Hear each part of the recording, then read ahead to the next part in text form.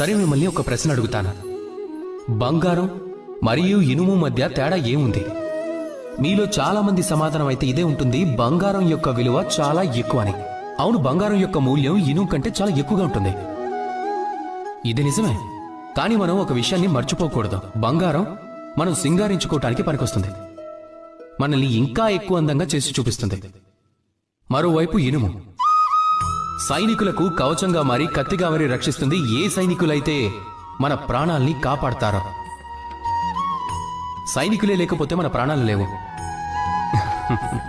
ఇప్పుడు చెప్పండి, బంగారం యొక్క మూల్యం ఎక్కువగా ఉంటే మాత్రం ఏమిటి, ఇనుము మూల్యం తగ్గిందా? అస్సలు లేదు. అదేవిధంగా ఈ జీవితంలో మీరు కావాలంటే ఎన్ని ప్రయత్నాలైనా చేయండి, ఏదో ఒకటి అలాంటిది తప్పకుండా అవుతుంది. ఏదైతే మీకు ఎప్పుడు దొరకదో దాని కారణంగా స్వయంగా మీరు హీనులు అనుకోవటం అది సరైంది కాదు. బహుశా మీ దగ్గర ఆ గుణం ఉండొచ్చు.